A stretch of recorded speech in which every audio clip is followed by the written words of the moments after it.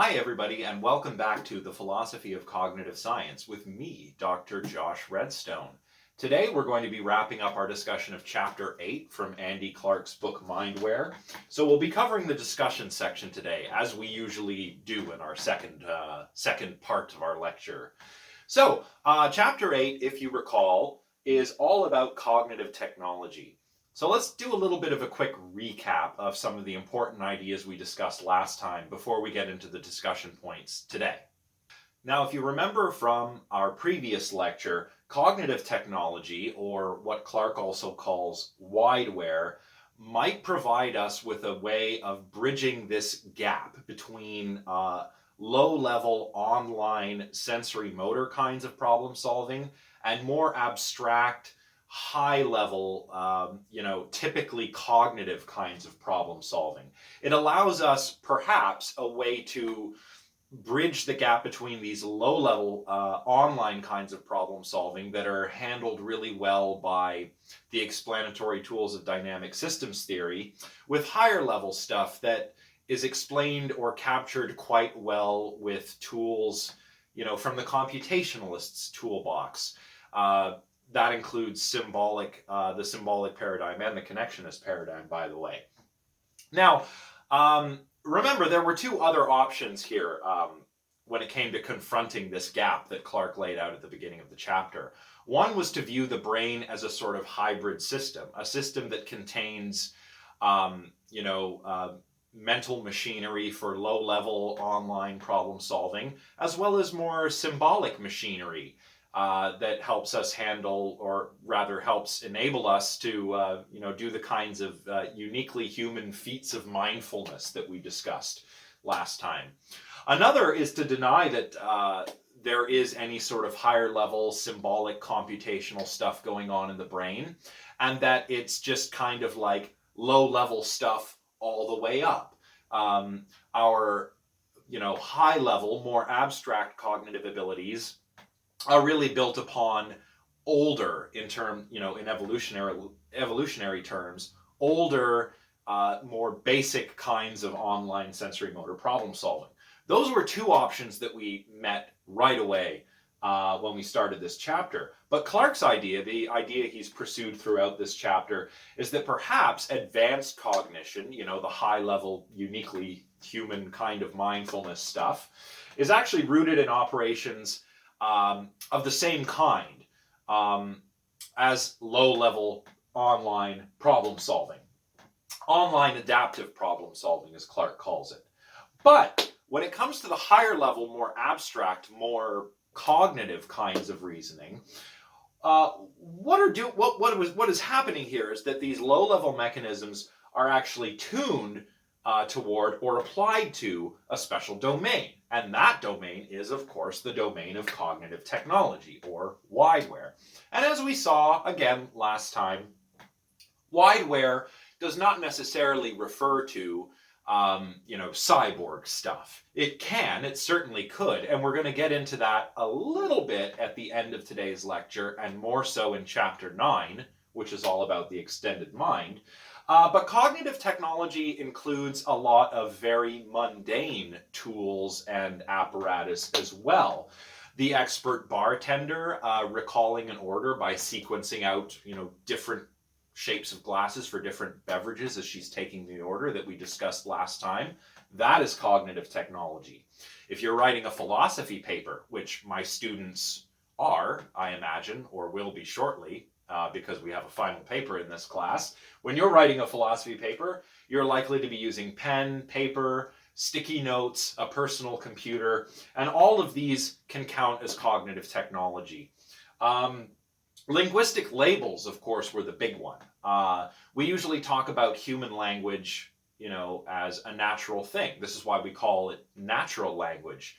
It's a different kind of thing than a formal language or computer code, in that it's something that natural living creatures like us do. But language can also work as a kind of cognitive technology, Clark argues. And that is somewhat of a radical proposal, because language is not usually thought of as technological. But we can use linguistic labels to identify concepts, and these concepts become like building blocks in the mind, and we can build more advanced concepts on top of those. And we saw this with the token-trained chimps, who were able to represent low-level relations of sameness and difference, and higher-level kinds of relations of sameness and difference, which non-token trained chimps could not do, and which monkeys, as we'll discuss in a moment, also cannot do. And finally, we wrapped it up with a little example of art. You know, when an artist creates a work of art, whether it's an abstract work or not, that is very much an online process that involves online and not offline mental imagery. So it's not as if the artist just has an image in her head and draws it out from her mind's eye or something, from her imagination. No, it's an online process. And I would argue the same is probably true for a lot of different kinds of artistry. Not just visual art, but probably music. You know, I do the same kind of thing when I'm jamming with friends, although I haven't had the opportunity to jam with too many friends lately, well, with COVID. And probably also you could argue that something like this might even happen when it comes to certain forms of dance. So that's really interesting. But, you know, all of these examples of cognitive technology, what they are examples of using tools or apparatus or environmental structures where we're taking advantage of these tools or structures or apparatus to offload some of our cognition into the world. So that, in a nutshell, is what Clark means by cognitive technology. And of course, the reason why he's so interested in cognitive technology in wideware is because cognitive technology may be what gets us from these low-level online forms of sensory motor reasoning and problem solving up to the higher, more abstract kind of mindful forms of human processing that allow us to build rockets that go to the moon or address the current COVID-19 pandemic or that kind of thing. So that is all for the recap. Now let us move on to the points of discussion in this chapter, and we're going to start with the first one, which is titled The Paradox of Active Stupidity. Let's take a look. So what exactly does Clark have in mind with this paradox of active stupidity? Well, he has basically in mind this worry of circularity. And it goes something like this, the way he lays it out in the chapter. The worry is that, or rather one critique of wideware and cognitive technology in the way that Clark is discussing it here, might be that only really smart brains could use cognitive technology, or even more importantly, could create cognitive technology to use in the first place. So cognitive technology, or wideware, doesn't just come from nowhere. Oftentimes, as we've seen with the examples we've looked at, cognitive technology is some kind of tool or artifice. So it's an artificial thing that we've made, like pen, paper, personal computer.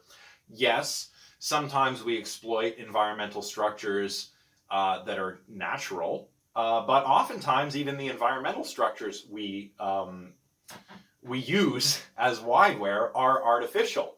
So wideware can't come from nowhere, and only really smart brains can create and use wideware.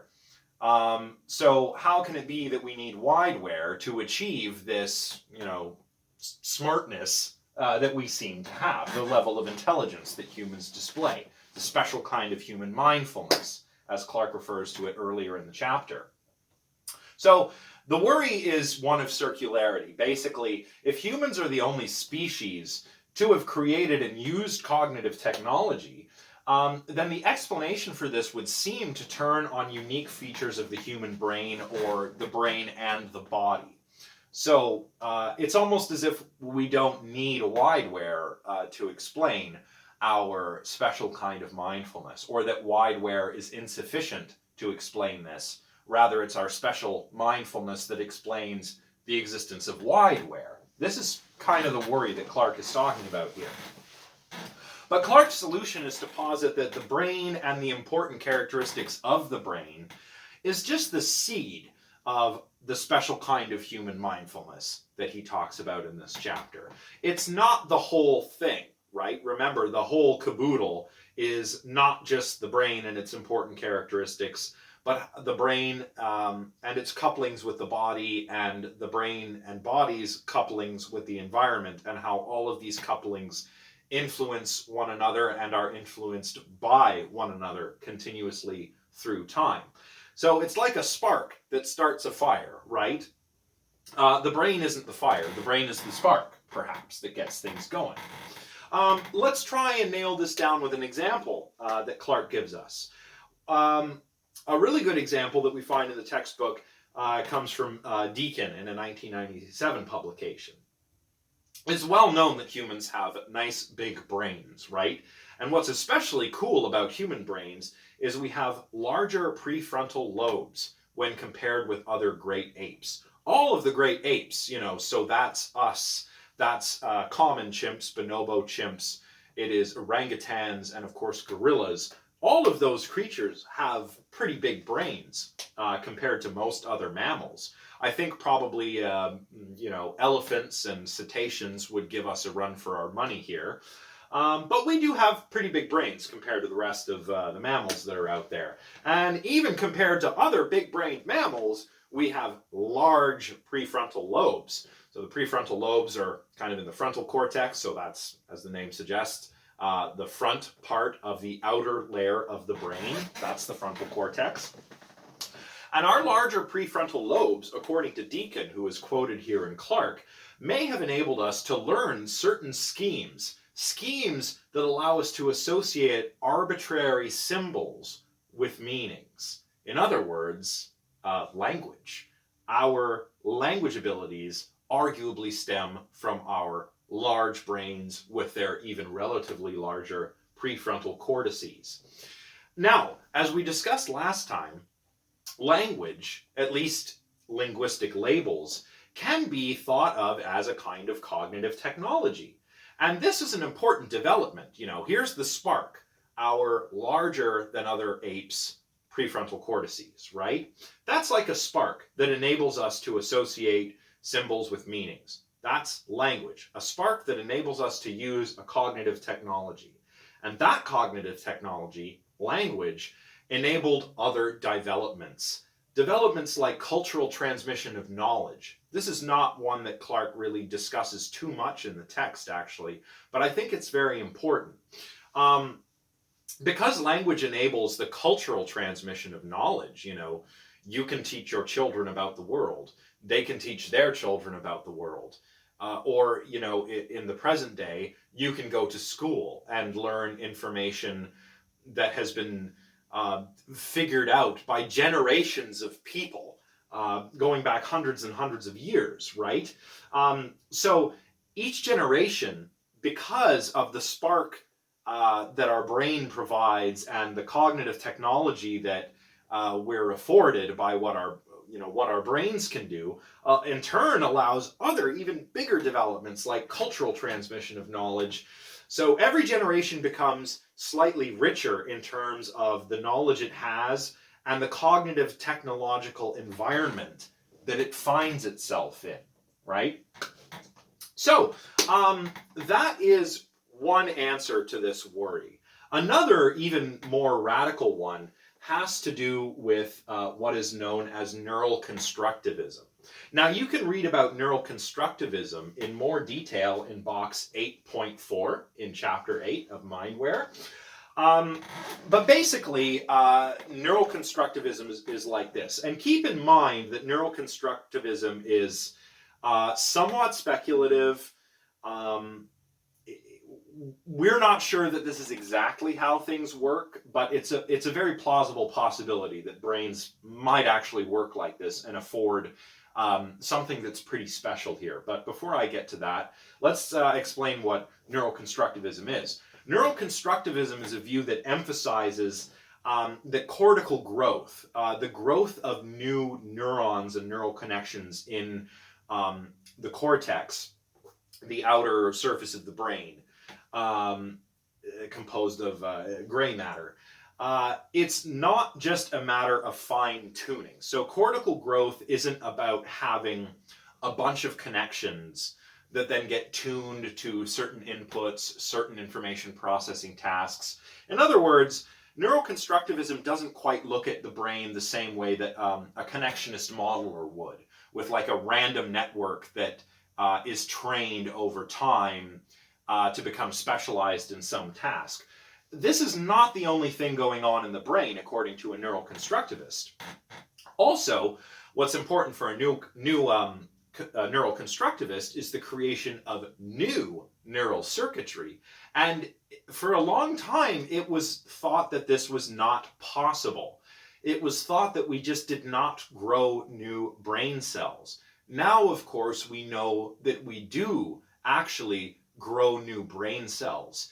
That's because we have stem cells in the blood-brain barrier, and stem cells, as you probably know, are like unspecialized cells. They can become anything. And these stem cells in the blood-brain barrier can sometimes become neurons in the brain in a process called neurogenesis. So now we know that this can happen. Now we know we can create new neural circuitry. It's not just that we have a certain amount of circuitry there and it's somewhat plastic. We can actually form new neural connections. And this is what's emphasized by neuroconstructivism. So for the neuroconstructivist, the role of this developmental neural plasticity is really important in terms of the brain's ability to adapt and to structure itself in response to inputs from the environment. And this makes something very special possible. Something that Clark calls cognitive dovetailing. Basically what this means is that our neural resources, if neuroconstructivism is right, our neural resources could become structured in order that they facilitate problem-solving routines that take advantage of environmental structures and, cognitive tools out there in the environment. Maybe this is what happens to the expert bartender. Perhaps if we were to examine an expert bartender's brain and compare it to a novice bartender's brain, we would maybe see that the expert bartender's brain is wired up a little bit differently than the novice's, and that's because she has many, many years of experience.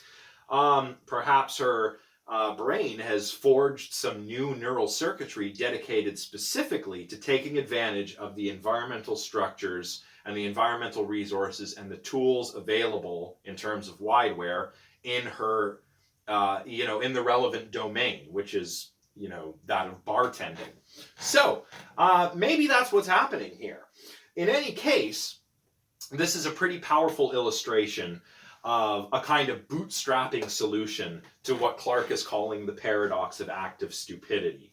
Now, it's important to remember, whatever you think of neural constructivism or the paradox of active stupidity itself, that we need to keep the emphasis on the interface between the brain and wideware, between the brain and cognitive technology. We're not focusing solely on cognitive technology here, and Clark should not be read as if cognitive technology is what makes the magic difference. At least I don't read him that way. I see him as emphasizing the importance between, the importance lies at the interface between the brain and wideware, and how these couplings are influenced by each other and how they influence one another. So that's the thing to keep in mind here. Okay? So that's it for point of discussion number 1. Real quick, let's turn our discussion to point number 2, modules and mechanisms. We'll see that there might be some overlap here between some of these further points of discussion and the point of discussion that we've just discussed. All right, let's get to it. I will keep my discussion of this one a little brief because we have not really looked closely at massive modularity, and we talk a little bit about massive modularity in this point of discussion. So I'm not going to spend too much time here, but I think this is important to discuss a little bit because it highlights the importance of language, once again, as a kind of cognitive tool or cognitive scaffolding, if you like. So if you recall our discussion from last time, on language as a cognitive technology, you know, linguistic labels that allow us to integrate different kinds of information and think about things in terms of you know, higher level relations. We talked here about infant problem solving. That was one of the interesting things we learned about Hermer Vasquez's and colleagues' research on infant problem solving, when they would place a toy or some food somewhere in a room, disorient a pre-linguistic infant, perhaps by spinning it around, safely of course, and then seeing if the infant can find the location where the toy was that it had seen earlier. Here, the results of these studies showed that the main measure of success was language. Language allowed, you know, linguistic children and adults to integrate different kinds of information, like the colors of walls or the geometry of the room, together to quickly reorient themselves to the location of the target. Pre-linguistic infants weren't able to do this, and Hermer Vasquez suspected that that was because, you know, since they didn't have language, they weren't able to integrate these different bits of information to solve the problem. So language might enable us to do that. Okay, so that's it for the recap of that study. Now to massive modularity. Remember, on massive modularity, the mind is composed of many, many, many highly specialized modules. We call these Darwinian modules after Charles Darwin, because massive modularity is something that we find in evolutionary psychology that tries to explain human cognition as a kind of adaptive toolbox. So we have these modules that are little mechanisms that are, among other interesting characteristics, the two big characteristics they possess are that they are informationally encapsulated and they're domain specific. So we have these informationally encapsulated domain specific Darwinian modules that are dedicated to solving the kinds of problems our ancestors faced in our evolutionary past, in the Pleistocene era, when we were hunting and gathering and whatnot, you know, back in the day when we were still hunter-gatherers. So, that's massive modularity in a nutshell. It's a controversial theory. It is not accepted by all, and there are reasons for that. It is some things it seems to explain quite well. Other things, perhaps some thinkers see it as creating more problems than it actually solves, but we're not going to deal with that today. We just need to know that some massive modularists, like Carruthers, for example, suggest that language might be a unique representation medium that human beings have that actually enables cross-modular exchange and integration of information. And this is important because each of these modules, according to massive modularists, is supposed to have evolved to solve a problem in a specific domain, and that's what domain specificity means. And they're informationally encapsulated, which means that information from other modules shouldn't affect the processing going on inside other modules. You see what I mean? So language might enable this kind of crosstalk between modules, this kind of exchange and integration of information across this massive modular brain. But remember, massive modularity is not universally accepted. It's big in evolutionary psychology, not so big in the other cognitive sciences. Not everyone agrees that it's the best way to describe the human mind. Does that mean that Carruthers is not right about the role of language, though, in the mind? Well, he might still be onto something, even if massive modularity turns out not to be true. Clark points out, for example, that language can still serve as a kind of cognitive scaffolding that helps us to do important things like mediate selective attention, which supports more complicated kinds of problem solving. So, even if massive modularity is not true, language is not only a powerful cognitive technology in terms of the way that it allows us to label new concepts and build further concepts upon those, it also helps us to control our attention. And attention is important when it comes to solving problems, as I'm sure you are well aware.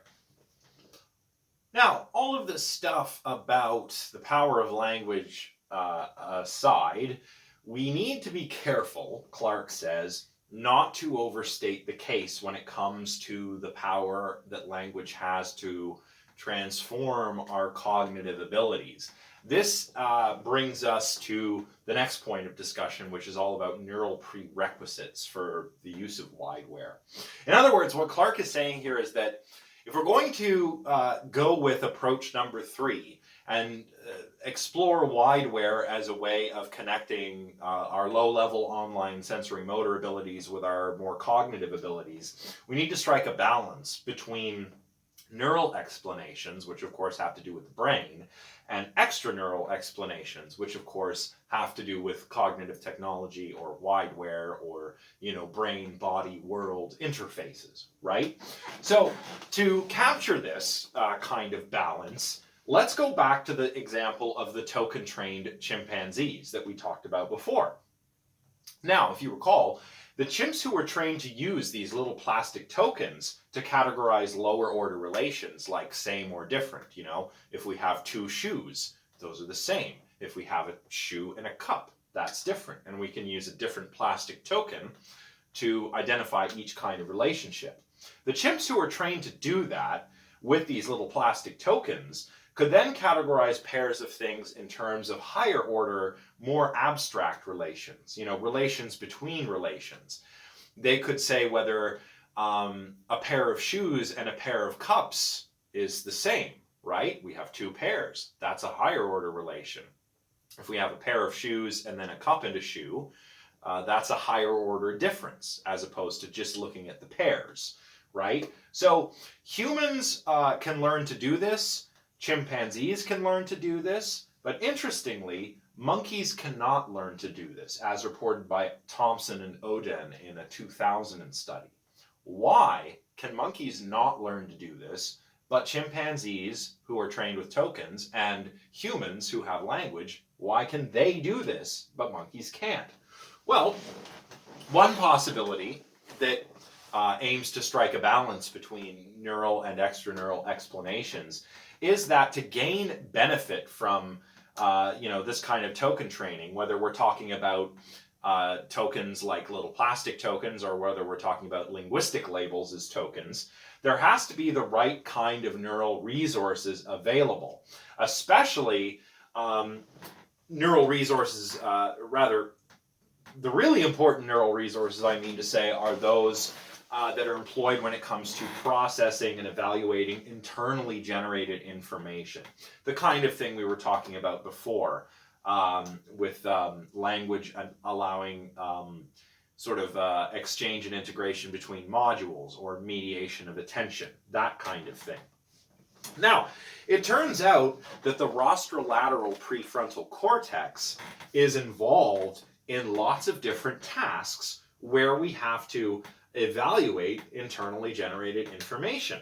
So the rostrolateral prefrontal cortex is recruited in working memory tasks. It's recruited when we retrieve long-term memory from storage. And it's also recruited when we're engaged in reasoning, reasoning through a problem, something like that. So this area of the brain is recruited when we do, things like matching tasks or when we do token training tasks like the chimpanzees did and that human infants can do. So when it comes specifically to this neural prerequisite for using tokens this way, the rostrolateral prefrontal cortex, when we look at what happens in monkey brains versus human and chimp brains, what seems to be going on is that the rostrolateral prefrontal cortex is not recruited in the same way in monkeys as it is in chimpanzees. This seems to be why monkeys are not able to learn this token task that the chimpanzees were able to learn. Chimps succeed at this task, but of course in the human brain, the rostrolateral prefrontal cortex, which is basically, if you want to talk Brodmann's areas, it's Brodmann's area 10. This area in the brain, in the frontal cortex, is twice as large on average in humans than it is in chimps. This is probably why 5-year-old children are even better at these kinds of token training tasks than chimpanzees are. So on the one hand, the difference between chimps and monkeys seems to be explicable because the RLPFC, the rostrolateral prefrontal cortex, isn't working in the same way in monkey brains as it is in chimp brains.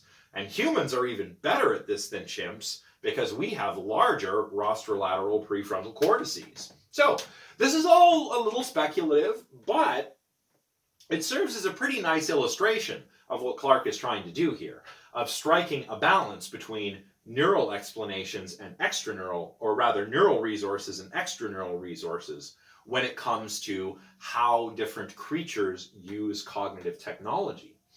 Now, some brains have specific neural innovations that enable them to benefit from cognitive technology. That seems to be one conclusion that we can tentatively draw here. You know, monkeys seem to lack the particular neurological innovation that enables chimps and humans to make use of tokens. And that is how, that innovation is how the rostrolateral prefrontal cortex is employed when it comes to internally generated information. So chimps and humans seem to be able to leverage the abilities that their nice, big, beefy rostrolateral prefrontal cortices they leverage these abilities that are provided by the RLPFCs in order to understand higher order relations, you know, relations between relations, right? The kinds of things that we saw the chimps doing in the matching task we looked at previously. But the wideware or cognitive technology itself makes a difference too. This is illustrated nicely by the difference between token-trained chimps and non-token trained chimps. They all have bigger, beefier rostrolateral prefrontal cortices than monkeys do. But chimps that are not trained with the tokens cannot pick out the higher order relations that token-trained chimpanzees can.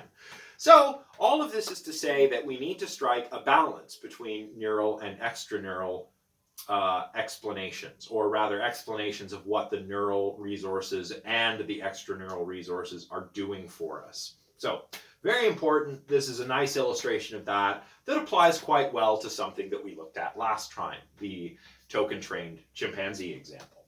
All right, briefly, let's move on to discuss the cash value of, you know, talking about brains coupled with wideware. What do we get from that?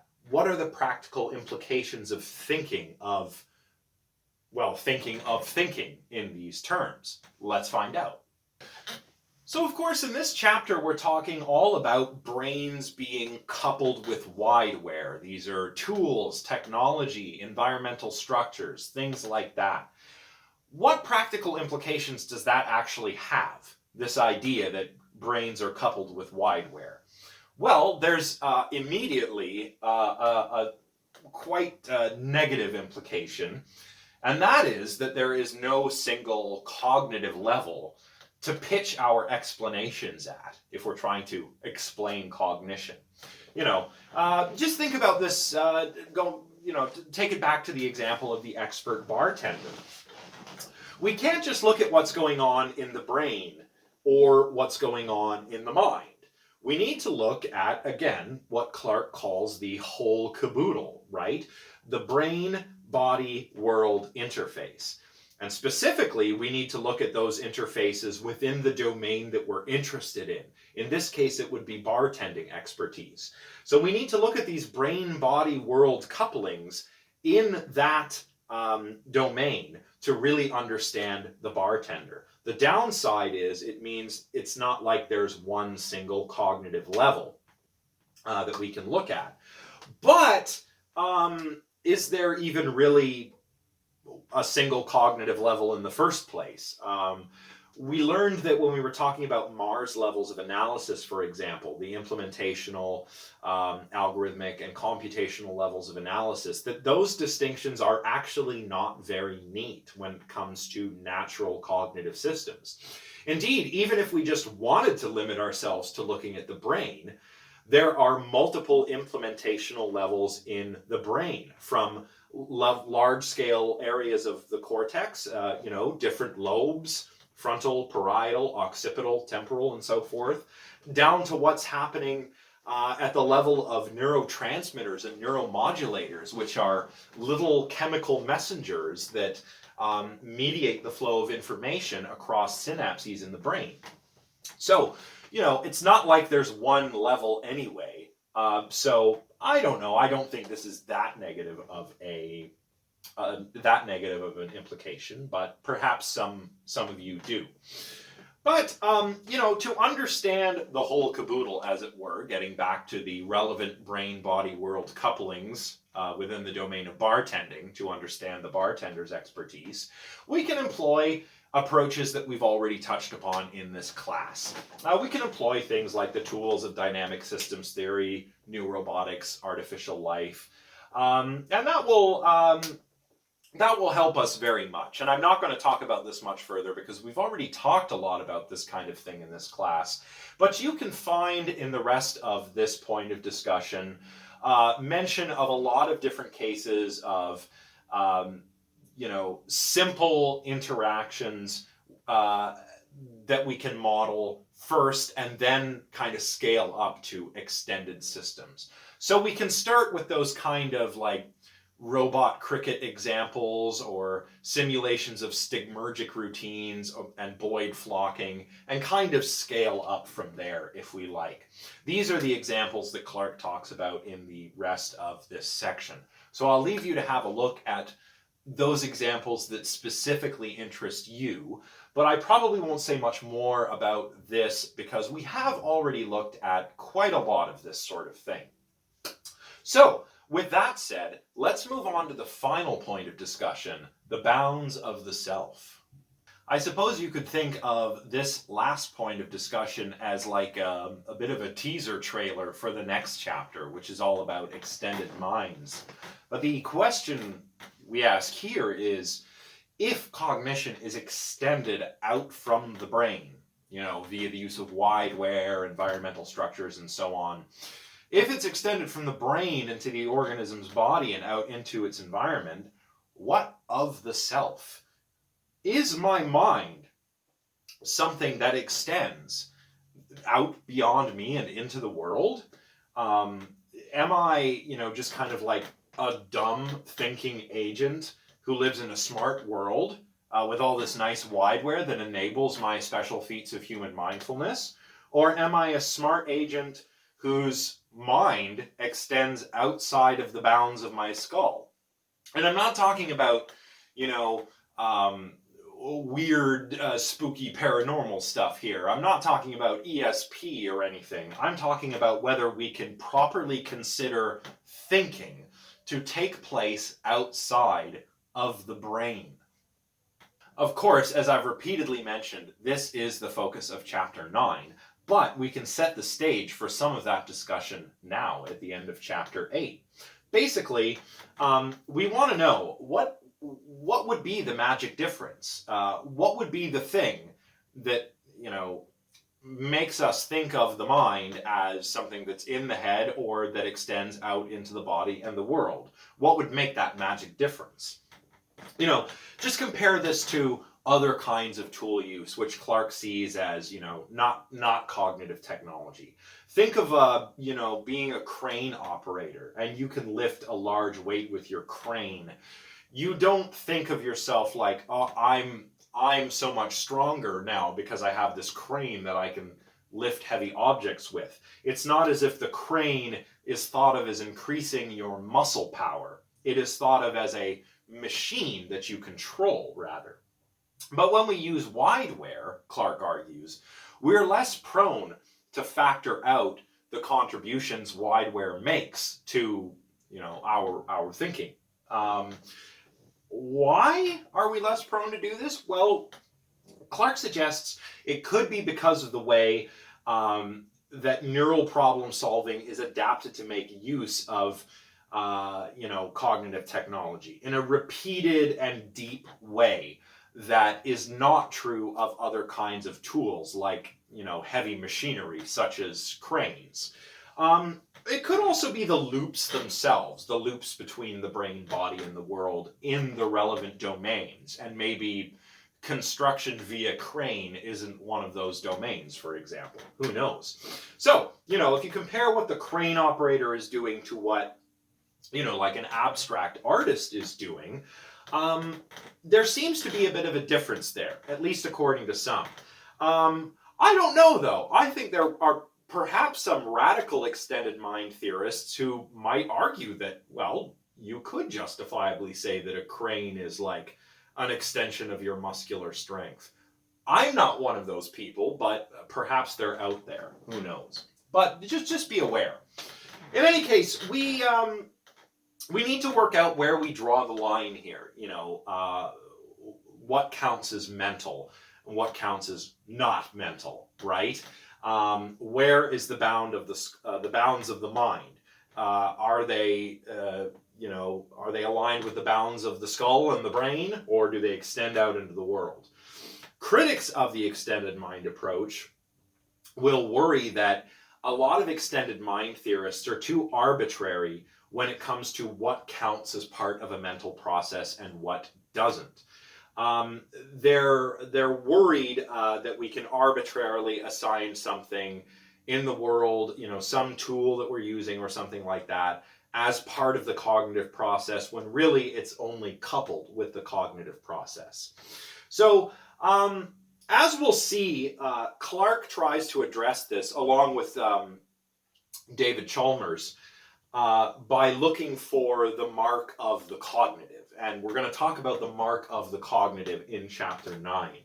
But basically what I'll say for now is that Clark and Chalmers' plan, because Chapter 9 is really drawing in a large part from a paper that the two of them wrote together some time ago.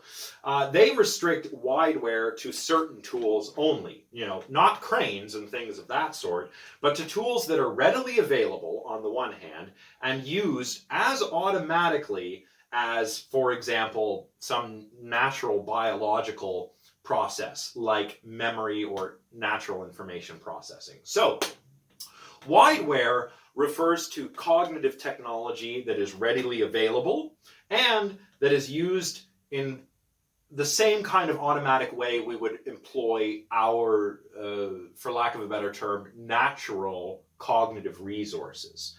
This way we can avoid what you might call cognitive bloat, including things that are not properly cognitive in the extended mind. You see? So just to try and illustrate this, and again, we're going to talk about these examples much more next time, but think of the tools that you use to write a paper. Your PC, your notebook, your sticky notes, your pen, your paper, so on and so forth, right? Or even better, and we'll see this example again in the future, a notebook that you use reliably and automatically. You consult it, to recall important information that you've written down. Or if you want a more up-to-date example, perhaps you have some kind of app on your smartphone that does something similar. If you use this technology reliably, it's readily available so you can use it reliably, and it's automatically employed in the same way that you automatically employ natural neural resources, that could pretty plausibly count as part of your cognition. So if you have this notebook or a smart device and it's always on you and you automatically consult it, we'll get to the example of someone in the next chapter that Clark and Chalmers discuss with a mild case of Alzheimer's. And he carries this notebook and he consults it to remember addresses, dates, important things like that. He consults it as reliably and automatically as he would his biological memory, were his biological memory not hindered by this disease of Alzheimer's. That would count plausibly as something that's cognitive, part of your cognition. But a copy of the Encyclopedia Britannica just sitting in your garage in an inaccessible place that you never consult ever would not count. So there's a bit of an illustration of the difference, an illustration of the kind of thing that Clarke means by this mark of the cognitive. Interestingly, though, if you had a neural implant, and here's where we're getting to the cyborg stuff, if you had a neural implant that allowed you to regularly and reliably consult, the Encyclopedia Britannica at the speed of thought, say I had a chip in my brain that contained the Encyclopedia Britannica in its entirety, and I could reliably and regularly consult that, just like I would consult my biological memory, that would justifiably count as part of the cognitive process as well. And if you'd like to read more cyborg examples, do take a look at box 8.5 and 8.6 for some further discussion in chapter 8 of Mindware. We still need to be careful here. So this so-called cyberpunk example of having a chip in my head that contains the entirety of the Encyclopedia Britannica makes it sound as though the key thing is that technology counts as part of our mind if it's literally grafted into our brains or something. But it's arbitrary whether the technology is in your head or not in your head. So that's important. The extended mind doesn't just mean I've beefed up my brain with a bunch of cybernetic enhancements. That's not what it means. For example, if I had a neural device that I instead wore as a wristwatch, but that I could still reliably and automatically employ at the speed of thought, just like I would with my biological memory, that would count as part of the extended mind, even though it's not in my head. So if I took my Encyclopedia Britannica cyborg chip, put it in a smartwatch, and I was, connected with Bluetooth. I don't know if Bluetooth is fast enough to count as, meeting the speed of thought requirements. But, say I had it connected in that way, and I could reliably and automatically employ it like I would my natural neural resources, that would count as part of the extended mind. So it doesn't have to be a chip in your head. It just has to be accessible and reliable in the same way that your natural brain resources are, right? Now, we don't have to go this way, though, and not all theorists do. Herbert Simon actually went in the opposite direction. You remember Herbert Simon of Newell and Simon and physical symbol system renown. Herbert Simon went the other way. He thought of some external aids as a bit like a kind of non-biological external memory. But the thing about Simon is that he even viewed biological memory as more of a part of the environment and not part of the mind. And that's probably to do with the idea of storage in computer science at the time. Nowadays in computer science, we actually do differentiate between storage and memory. Storage is all the information on your hard drive. Memory is like your working memory. It's your RAM in your computer or your smart device. So we do distinguish between this now. But Herbert Simon didn't, and he thought of biological memory a lot like storage for a computer, just a bunch of information stashed away that mirrored the world. So maybe that's why Herbert Simon took this view. In any case, we're not going to resolve this today. We're going to try and tackle it in further detail in the next chapter. But we have encountered some pretty interesting deep questions here. We've talked about the bounds of the self and the bounds of the mind. Is the self the same thing as the mind? These are deep philosophical questions. There are different schools of thought, not only when it comes to what the mind is and what mentation is, but on what the self is. In the Western tradition, for example, it's much more common to find that we think of the self as like, something like the soul. There's a you in there somewhere. There's an I in there somewhere. We see this in Descartes, right? Cogito ergo sum. We see this in Judaism, Christianity, and Islam, which are the three big Abrahamic religions where we have this idea of a soul that is like the essence of you. But there are other views around the world. David Hume was a philosopher who was skeptical of the existence of the self. And Siddhartha Gautama, the Buddha, famously advocated a doctrine called anatta, which means no self. The self is an illusion, actually, according to Buddhist thought. So these are deep questions that humans have been asking for a very, very long time. And it's exciting to re-encounter them when we're discussing something as cutting edge as cognitive science and the extended mind. Very cool stuff. So, what is a self? What is a mind? Who knows? I don't know. We're not going to solve this problem today, but I just wanted to let you know that we're back to reconsidering some of the fundamental questions we started with in this class. What is a mind? And we're up against some new fundamental questions too. What are the bounds of the mind? What are the bounds of the self? And so on. So very fun to think about. So hopefully that's got you excited to, connect some of this with what you've learned in some of your other classes perhaps. Or maybe it's giving you some idea of what you might like to research for your essay. Or at the very least inspired some more curiosity about the mind, the self, and these deep philosophical questions. But we'll pick this thread up again and talk about the extended mind and the mark of the mental next time. All right, everyone, so that is it for today. So we've concluded our discussion of Chapter 8 by covering all of the points of discussion that Clark has laid out. And as I mentioned before, next time we will look at Chapter 9, Extended Minds. So we are pushing toward the end of the class. I am still a little bit behind. So my hope is to get both of the Extended Mind lectures up by Monday. And then the final full chapter from the book that we'll be looking at is Enacting Visual Perception, which I'll cover next week through the week.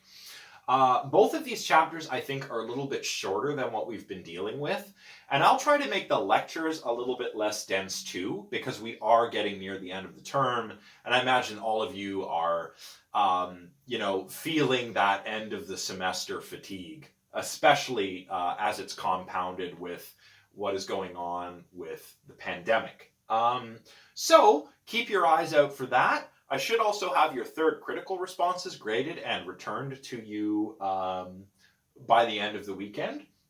So keep your eyes out for that, everybody. And in the meantime, stay safe. Let me know if you have any questions about your essay assignment. Remember, you should get started on working on this sooner rather than later. And I would like to make myself available to help you.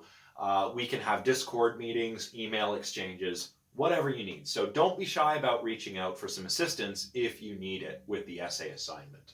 Other than that, I hope you all are taking care of yourselves.